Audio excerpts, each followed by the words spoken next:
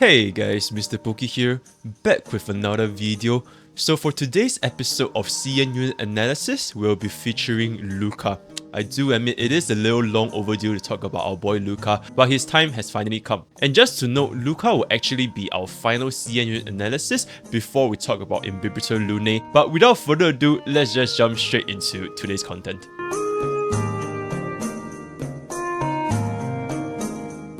For Luka, he's a 4-star Nihility unit that can cycle between his skills and enhanced attack, making him a very skill point efficient DOT applier and toughness breaker. His skills Bleed have a 330% multiplier at level 10. It is also our current highest DOT multiplier in the entire game.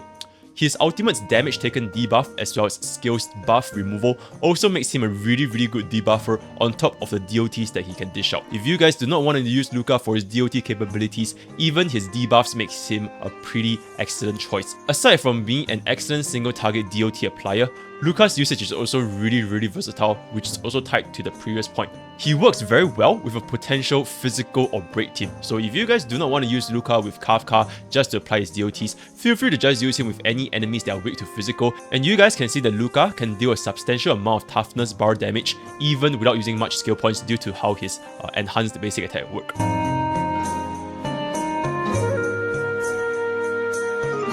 Moving on to common misconceptions, the first point is actually related to his bleed, and I do believe not a lot of people understand this that much. On paper, it says 24% of the target's max HP. Now this looks really high, but in reality, the ceiling of 330% attack is the true DOT damage for most cases, especially when you want to use Luka's skill against the boss. So in reality, this is really a downside that heavily restricts Luka's ability in dealing with mobs that has very low total health pool. So for example, if a mob only has 10,000 HP, then Luka's bleed can only do 2,400 damage, irregardless of his attack.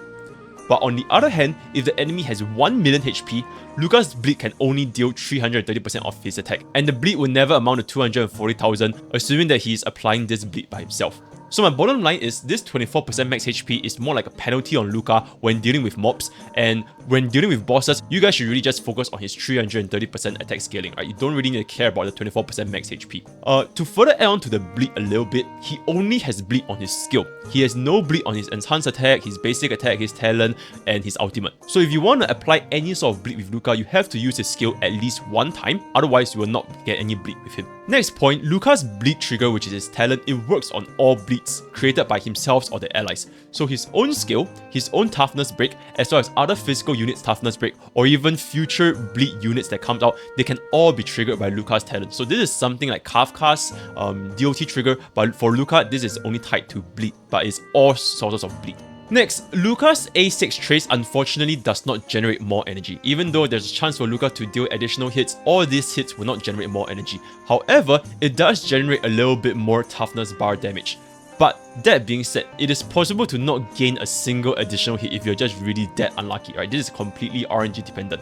No energy generated, but it does deal a little bit more toughness bar damage. Number 4, regarding Luka's Dispel mechanic, it will dispel the target's buff before applying the damage with his skill. So mobs such as the robot with the shield, the automaton Beetle or something, it will lose the shield first and then receives Luka damage, right? This is just something to note. Maybe in the future, if there's some boss that has an immunity to DOT, Luka will dispel the immunity first, and then he will still be able to proc his bleed on top of the target. Next, similar to QQ and Blade, leveling Luka's basic will also improve his enhanced basic attack, so do consider investing in Luka's basic attack traces. Another thing for Luka's enhanced attack is that it regenerates 20 energy as well as dealing 2 toughness damage. What is 2 toughness damage? It essentially is most unit skill does 2, ultimate does 3, and most basic attacks does 1, although there are some discrepancies here and there. And for the last point is that Luka's high number of hits makes him an excellent user for Resolution Lightcone, or any Lightcones whose effect says on hit, right? Because for these effects, they are triggered on hit and not per attack. So because Luka deals so many individual hits with his enhanced basic, with his basic attack, even without high EHR or high superimposition levels on your Resolution Lightcone, Luka can very easily proc the defense down when using this Lightcone. So something to keep in mind. And that's all for Luka's common misconceptions.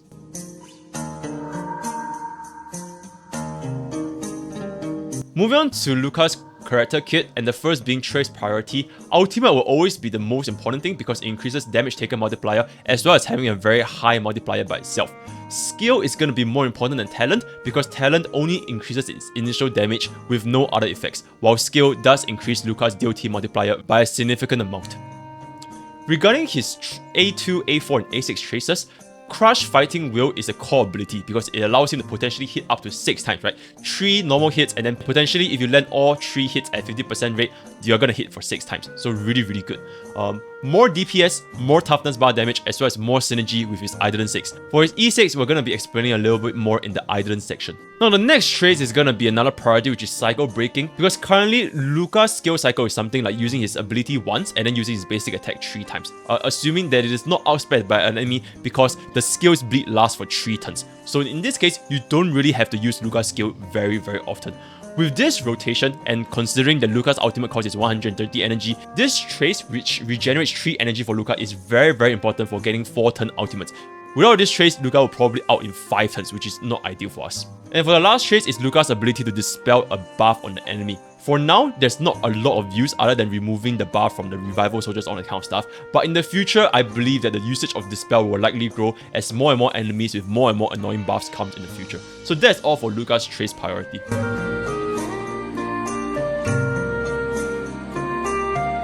For Luka's special mechanic is gonna be his Fighting Will. A large part of Luka's kit is tied to this talent Fighting Will, right? It directly affects Luka's toughness bar damage, energy threshold, as well as damage output. For the energy thresholds, we'll be taking a look later on in the energy section. For now, just understand that Luka gains 1 stack of Fighting Will at the start of battle. He gains 1 stack using his skill, or 2 if you obtain his Eidolon 2, 1 with his normal basic attack, 1 with technique, and 2 with ultimate. Keep in mind that Luka's enhanced attack will -2 Fighting Will, right? It will not regenerate any Fighting Will at all. Alright. So since enhanced attack is -2, Luka's typical rotation will be something as follows. So for the very first turn, for example in MOC when Luka has 65 or 130 energy, he starts with 1 stack, use his skill to 2 stacks, use 1 enhanced basic attack to go into 0 stacks, get another stack from using his basic attack, and then get 2 more stacks while using his ultimate. On the other rotation, this is when after using his ultimate. So after he uses his ultimate, he's gonna be with 2 stacks, use his skill, 3 stacks, -2 after enhanced, and then +1 with basic, and then -2 with enhanced again, right? So in this case, you guys can see that the ultimate into skill, into enhanced attack, into normal attack, into enhanced attack is gonna be the most common cycle, because this is for every single turn after ultimate, this is gonna be something like this. Ultimate plus skill plus basic, it will always guarantee 4 stacks because it's 2 + 1 + 1, so it is just nice for Luka to use 2 enhanced basic attacks. This is not assuming that he has Eidolon 2, right? Luka does not need to repeatedly use his skill because bleed from his skill lasts for 3 turns and bleed from Luka's skill does not stack. Once you apply bleed once, if you want to use Luka's skill again, it will not stack on another stack of bleed, right? If not, then every single turn Luka can just use steal, which is not going to be the case, right? Enhanced Basics multiplier, as well as his bleed trigger, it does even more damage than the skill if the target already has bleed. And this is why Luka will always want to use his enhanced attack over his skill if the target already has the bleed marked by his skill. So to simplify things a lot further, this is the rough train of thought when using Luka. You use your ultimate to debuff the enemy with the damage taken debuff, and then use your skill to apply bleed, and then use your enhanced attack to trigger all the bleeds that are on the target, and then use your basic attack to regenerate more Fighting Will stacks. And one last point, enhanced attack also does equivalent toughness bar damage as a skill, right? Hence, his toughness breaking potential is really, really good even without using skill points. And like I said, for Luka, you really shouldn't be using much skill points since the skill's bleed does not stack.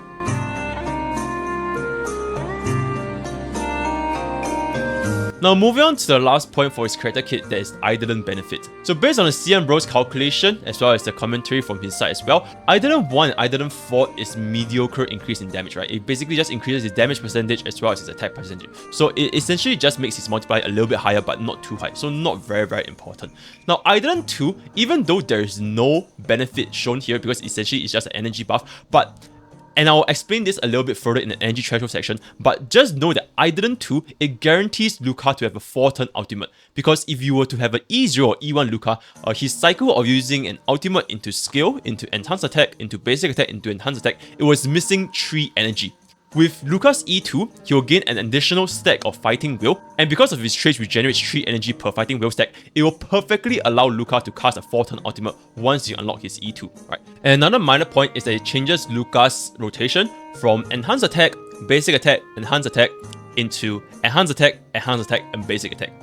Essentially, it's just a faster enhanced attack. It may be useful for more high-speed enemies where the bleed might wear off, because if you use an enhanced attack with a target that doesn't have bleed, then it's gonna be not doing any damage. But it's a very niche situation, right? So Eidolon 2 honestly is really, really good for Luka.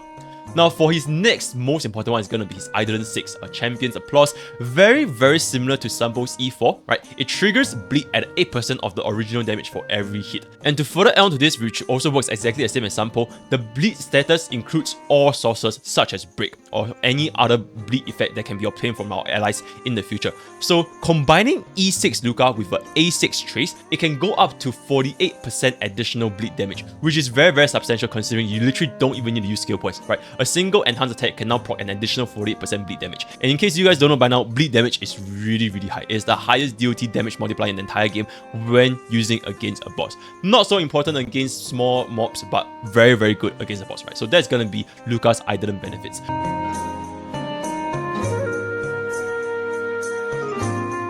Now for Luka's Relic recommendations, the first one being EHR, is very, very straightforward because all of Luka's ultimate skill and technique has a 100% base chance, right? So essentially this is the only thing you need to consider.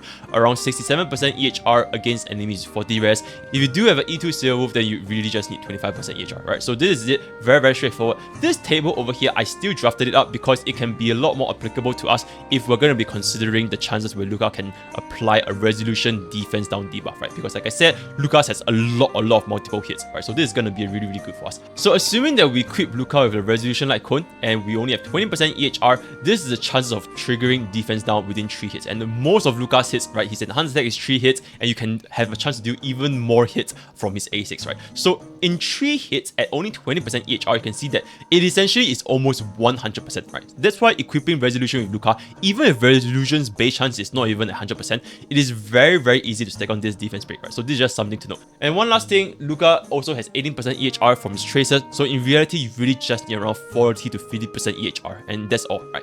In conclusion, attack percentage checks on Luka will be ideal if you're able to get 67% EHR from his Lightcone, subs and traces. Otherwise, you might need to consider getting an EHR chest and then finding more attack percentage from the substats.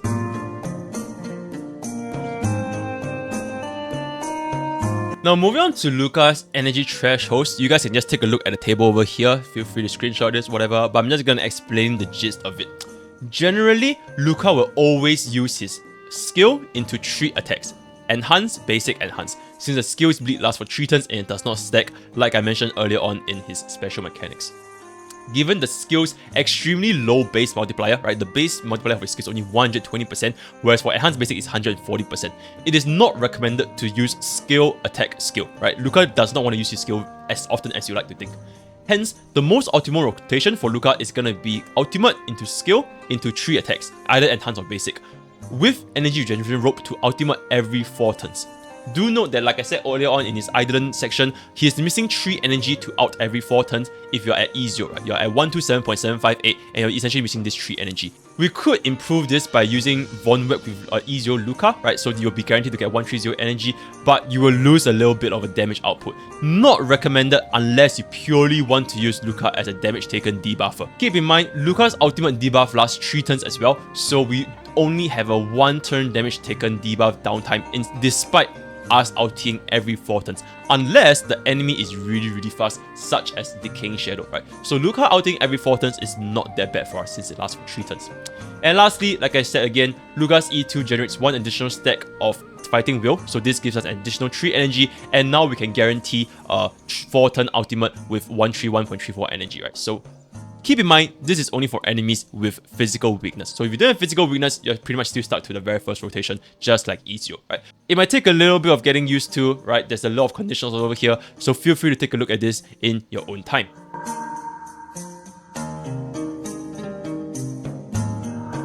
Now moving on to Relic sets. The champion set's damage percentage as well as attack percentage, it affects all multipliers and DOTs other than Brick. So it's going to be Luka's best in slot if you're going to be going for the attack Luka build, right, the DOT build. However, on the other hand, if you want to use a break effect Luka, then for sure Thief is going to be Luka's best in slot for break effect. And since both Thief and champion sets lie in the same dungeon, right, they're both in the exact same dungeon, players can just spend the stamina in that specific dungeon and see which set provides the better subsets, right? So it's really, really stamina efficient to try and farm for Luka. Next, Musketeer is also a pretty good substitute, which raises Luka's most desired stat, and that is attack percentage. Furthermore, Musketeer's effect of enhancing your basic attack damage also applies to Luka's enhanced basic attack, so Musketeer is generally a pretty good set for Luka as well. Due to Musketeer being free from Echoes of War, it is perfectly viable for players who do not want to spend stamina on the physical dungeon. For his inner 2-piece, Pan-Galactic is going to be the best in slot Pena set since Luka does have a pretty high need for EHR as compared to other debuffers. So he does want attack and he does want EHR, so Pan-Galactic is going to be his best in slot.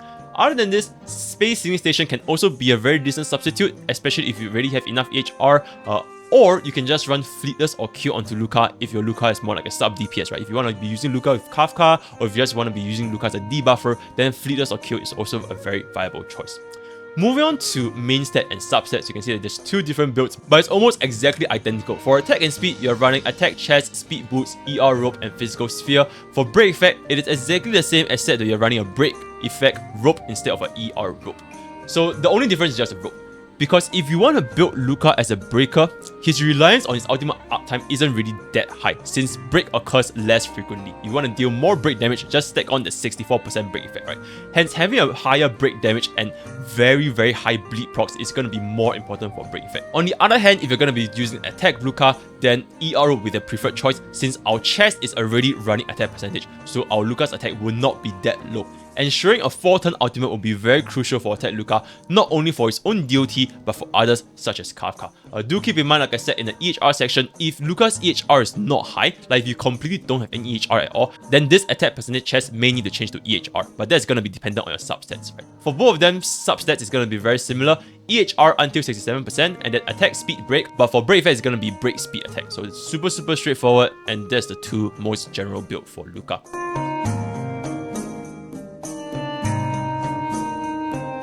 Now moving on to Luka's Lightcone recommendations, you guys can just take a look over here, screenshot it, whatever, and I'm just gonna explain to you guys from what I find. Right, this is his personal DPS increase. It is not a team-wide damage increase, right? So that's why you can see that resolution is only at a mere 75 to 80% as compared to, for example, Incessant Rain or Eyes of Prey and this kind of stuff. Incessant Rain is Luka's best in slot Lightcone because aside from crit, which Luka does not use, the EHR and damage taken debuff are very valuable for Luka, especially when you consider that damage taken debuffs, they can be stacked. So super good Lightcone for Luka. Second choice is going to be Eyes of Prey since both EHR and DOT are good for Luka, and the majority of Luka's damage is from DOT, and that is his bleed. If Luka has 67% EHR from subsets, then you can consider not using Eyes of Prey and just use Good Night and Sleep Well, right? So that's that. Tutorial Lightcone is also really good for Luka if he's a debuffer focused on using his ultimates. Unfortunately, we only have one copy of the Tutorial Lightcone, and other units such as Pella or even Ezio Seowolf heavily relies on Tutorial as well. So Luka not using Tutorial is not going to be that bad. Furthermore, Luka does not have any sort of defense down in his own kit. He needs to rely on another unit to apply defense now. So even Tutorial's uptime may not even be that good with Luka if there's no other sources of defense break. Lastly, Resolution, although it's ranked over here as really low, but keep in mind this is his personal DPS. If you want to be using Luka as a team, I believe that Resolution S5 is his best in slot because defense now is always going to be a very good debuff to have. And that's all for Luka's Lightcone recommendations.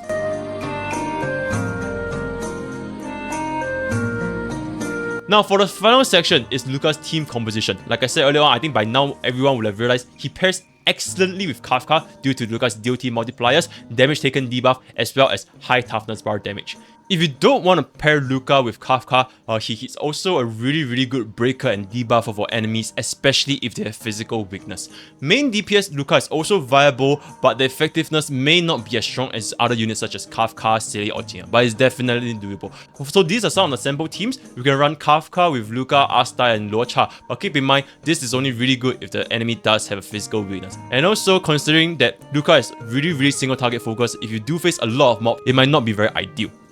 Next, we do have another physical team, right? Shu Sheng, Luka, Natasha, and Seowolf. Seowolf to mark the physical weakness, and then they can just go ham at it, right? Another pretty good team. You can run Luka with Welt because both of them have a damage taken and they stack really well. And enemies that are weak to physical, they tend to be also weak to imaginary. So this team should work very well in our current situation. And finally, we do have the main DPS Luka, right? We run him with Bronya, run him with Ting Yun, and just watch his bleed does tons of damage. There has already been clears of Luka doing 0-turn clear and multi-cycles with him being the main DPS.